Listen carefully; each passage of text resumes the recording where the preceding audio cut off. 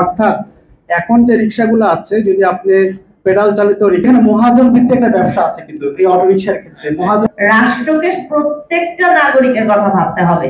আমাদের যে ব্যাটারিটা দিবেন আপনারা, এটা ভাড়ার বিনিময় না করে আমাদের এটা যদি স্বেচ্ছায় যে কিস্তি একটা সিস্টেম করে দিতে, যে বছর শেষে টাকাটা আপনি দেওয়া হবে, জিনিসটা আবার হয়ে যাবে, তাহলে আমার মাথায় প্রেশারই থাকবে না। না, এটা নিজেদের রিক্সাই আছে, তারা চালাচ্ছেন, তার মানে আপনি একটা দোকান দিচ্ছেন, সেই দোকান আপনি পরিচালনা করছেন, আপনি তো একজন এন্টারপ্রেনিউর।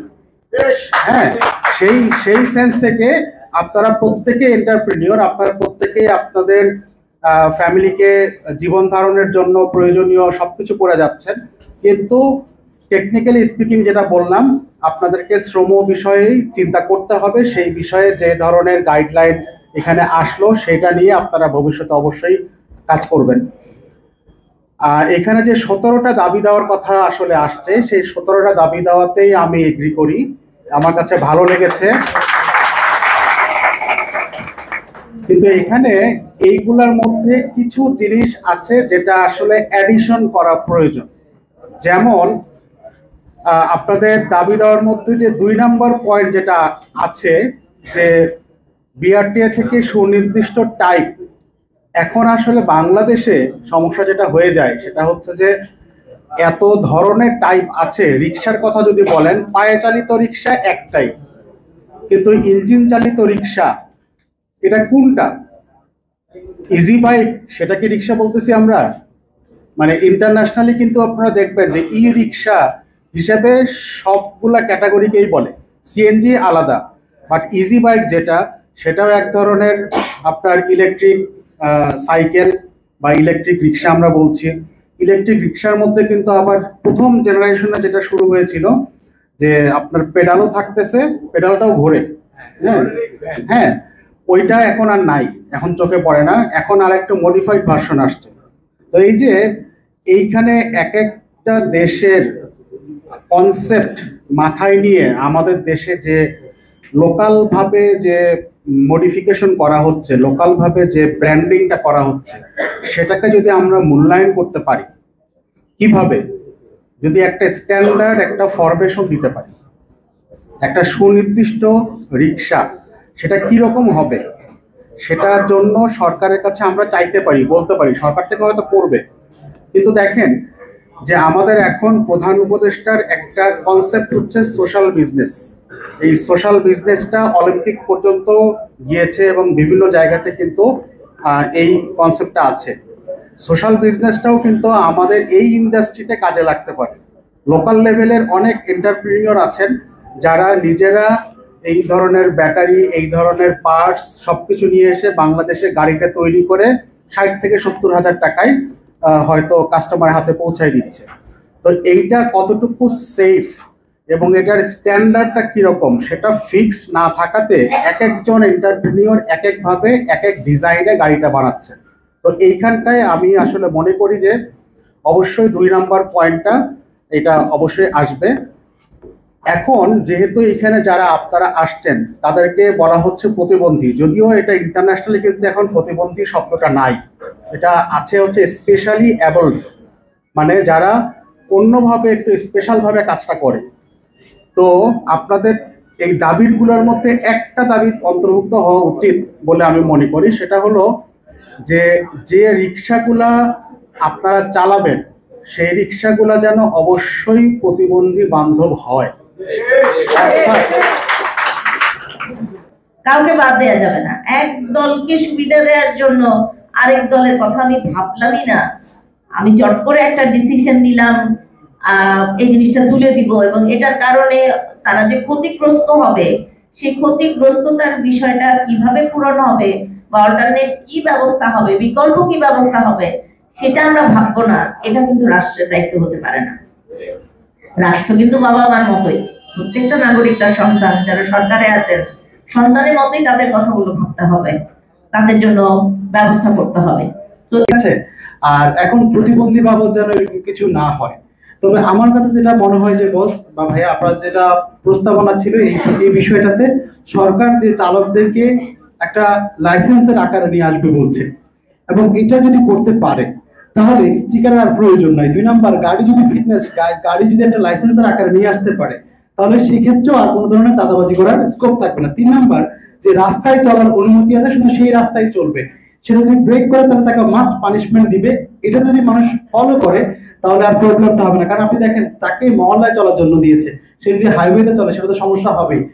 যেটা যেই ট্র্যাকে চলার সেই ট্র্যাকেই চলতে হবে। তাহলে একটা লোকের 100টা গাড়ি আর একটা লোকের একটা কেনার অ্যাবিলিটি নেই এই বিষয়ে। আচ্ছা বলছি, তারপর আরেকটা পয়েন্ট ছিল আপনার, যে আরেকটা পয়েন্ট বলছে। আচ্ছা লাস্টে আমি উত্তর দেই। এই যে এখানে মহাজন ভিত্তিক একটা ব্যবসা আছে, কিন্তু এই অটো রিকশার ক্ষেত্রে মহাজনরা কিন্তু একজন গাড়ির 50টা 60টা মালিক হয়েছে। তো আমরা যখন এই আমাদের বিজনেসটা স্টার্ট করেছি, আমরা সুযোগ দিয়েছি যে আপনি এখন একটা গাড়ির ফিটনেস যদি থাকে তাহলে ব্যাটারি আমি নিচ্ছি, সো আপনি নিজে ওনার হতে পারবেন। এভাবে করে কক্সবাজারে আমাদের প্রায় 20টার মতো চার্জিং স্টেশন হয়েছে। প্রচুর লোক 16 ঘন্টা গাড়ি চালায়, বিকজ অফ তাকে 8-9 ঘন্টা এখন চার্জ দিতে হয় না। তো আমরা কিন্তু একটা সিস্টেম দাঁড় করাচ্ছি যে গাড়ির যে গাড়ি সেই মালিক থাকতে পারবে, ইজি, মহাজন প্রয়োজন নাই। আবার এখানে বিদ্যুতের একটা ব্যাপার আছে। আপনি দেখবেন লেড এসিড ব্যাটারিতে চার্জ হতে 8 ঘন্টা থেকে 10 ঘন্টা সময় লাগে। একটা গাড়ি ইজি বাইকে প্রায় 5 থেকে 6 ইউনিটের উপর বিদ্যুৎ যায়, বাট লিথিয়ামে সে বিদ্যুৎটা হাফ খরচ হয়। লাইট একদিনে 40 লক্ষ গাড়ি বাংলাদেশে যেটা চার্জ হয় এক রাতে, সেটা 61% বিদ্যুৎ সরকার সেভ করতে পারবে যদি লিথিয়াম ব্যাটারি করে। বুঝেন, 61% electricity government can save by lithium. আর যেটা হচ্ছে আমাদের এন্ড থেকে যেটা আমরা নিরাপত্তার জন্য চেষ্টা করতেছি, যে গাড়িটা যেন তারা আপগ্রেড করতে পারে, বিকজ ব্যাটারি কেনার আর কোনো ঝামেলা থাকবে না। 2 নাম্বার, দৈনিক ভাড়ায় সে গাড়ি চালাবে, সব লং টাইম যেন গাড়ি চালাতে পারে, সেটাও আমরা এনশিওরিটি করতেছি। তো আমার কাছে যেটা মনে হয় যে বিতর্ক চলবে যদি করতে চাই, কিন্তু সবাই যদি সহযোগিতা করতে চাই, সদিচ্ছা থাকে, তাহলে দেখবেন এই বিতর্কের অবসান করে নতুন বাংলাদেশে সবাই ভূমিকা রাখতে পারবে। ঠিক আছে? আর যারা ফিজিক্যালি, যেমন আমরা একটু শুনি, কথা না বলি, একটু শুনি। আচ্ছা, আর আরো কেউ যদি আমার কাছে কোনো প্রশ্ন করতে চান, আমি অ্যানসার দিতে রাজি আছি। আমার একটা প্রশ্ন আছে। আচ্ছা, এই যে লিথিয়াম ব্যাটারি, এটা তো ডিসপোজ করাটা খুব ঠিকঠাক মতো করা উচিত, কারণ পরিবেশের জন্য এটা খুবই ক্ষতিকারক। এটার জন্য কি ব্যবস্থা এবং রিসাইকেল করা যায় কি? এটা আপনার লিথিয়াম ব্যাটারিগুলো আসলে সেল দ্বারা বানানো হয়, ছোট ছোট সেল থাকে। তো লিথিয়াম ব্যাটারি যদি কেউ বাইরে খুলে, এটা পরিবেশের জন্য আরো মারাত্মক ক্ষতি করবে। সেই কারণে একটা ল্যাব থাকা লাগবে তাদেরকে ডিসপোজাল করার জন্য। আমাদের গাজীপুর হাইটেক পার্কে নিজস্ব একটা R&D সেন্টার আছে। তো যে কারণে আমরা এগুলো আবার একটা 10 to 20% প্রাইস ধরে আবার রিটার্ন নিয়ে নেব। রিটার্ন নিয়ে অবশ্যই কি করব, সেটা আমরা আমাদের যে R&D সেন্টার আছে সেখানে আমরা এটাকে আবার ডিসপোজাল করব। আমার একটা প্রশ্ন ছিল। জি, এই যে এটা ঠিক আছে, কিন্তু লিথিয়াম ব্যাটারি যখন দেখেন 1,30,000 টাকা দামে বিক্রি হয়, একটা বিভিন্ন কোম্পানি আছে ওরা বিক্রি করে, এটার জন্য আবার দেখা যায় যে মাইক্রো ফাইন্যান্স এনজিও থেকে সুদের উপর টাকা নিতে হয়, যেখানে সুদ পড়ে যায় আপনার 25 থেকে 26%। আপনি হিসাব করবেন না, আপনি 1 লাখ টাকার বিনিময়ে আপনার থেকে নেয় 1,13,000 টাকা, 13,000 টাকা মিনস 24 থেকে 26%। আমরা চাই যে না, আমরা যে টাকাটা নেই সেটা কিন্তু ইজি, কারণ আমাদের কোম্পানি যারা ফাউন্ডিং করেছেন তাদের উদ্দেশ্য হচ্ছে একটাই, যে এই জায়গাটাতে তাদের মুনাফার প্রয়োজন নাই। যেমন আমরা এডিবি থেকে ফাইন্যান্স পেয়েছি, এশিয়ান ডেভেলপমেন্ট ব্যাংক। তো আমরা চেষ্টা করতেছি যে না, আমাদের খুব মুনাফার এখানে প্রয়োজন নয়, আমরা চাচ্ছি যেন তারা এফোর্ড করতে পারে। কারণ আপনি 250 টাকা দেখেন, আপনি যদি একটা ব্যাটারি এসিড ব্যাটারি যদি কিনেন 40 থেকে 48 মিশুক গাড়ি বা মাঝারি গাড়িটা, তাহলে 48,000 টাকা আপনি ব্যাটারি কিনলেন, আর এই ব্যাটারিটা 8 মাস বা বছর খানেক পর বদলাতে গেলে হাফ দাম বিক্রি করবেন। দেখা গেল 40,000 টাকায় থেকে 20,000 টাকা পাবেন, আবার 20,000 টাকা নাই হয়ে গেছে। তাহলে আপনার কিন্তু ডেইলি চার্জের জন্য এখন খরচ হয় 120 টাকা, আবার ওদিকে খরচ হচ্ছে 100 টাকা করে, ওই 220 থেকে 230 টাকা এমনি খরচ হয়। আপনি চালাবেন সারাদিনে 8 ঘন্টা থেকে 12 ঘন্টা 10 ঘন্টা। আর আমরা বলছি আপনি ব্যাটারি না কিনে লিথিয়াম ব্যাটারি ভাড়া নিয়ে চার্জ শেষ মেশিনে জমা দিয়ে দিবেন, আর একটা ফুল চার্জ ব্যাটারি দিবেন, সেটা নিয়ে আবার চলবেন, আবার আসবেন, এভাবে 16 ঘন্টা গাড়ি চালাবেন। আপনার যদি শরীর ঠিক থাকে আপনার ইনকাম বাড়বে।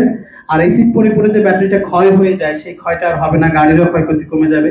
যে এসিড ব্যাটারির ওজন 150 কেজি, সে জায়গায় আমাদের ব্যাটারির ওজন মাত্র 17 কেজি, বা বড় গাড়ির হলো 26-27 কেজি মাত্র একটা ব্যাটারি। তাহলে কি হয়, এই গাড়িটা হালকা থাকছে, আপনার গাড়ির ক্ষয়ক্ষতি হচ্ছে না। এবং ঢাকায় আমরা পরীক্ষামূলকভাবে চালু করেছি বাড্ডাতে, সাঁতারকুলে, যাত্রাবাড়িতে। এত বেশি রেসপন্স বিশ্বাস করবেন না, আমাদের অফিসে প্রত্যেকদিন ব্যবসা নেওয়ার জন্য ডিলাররা বসে থাকে।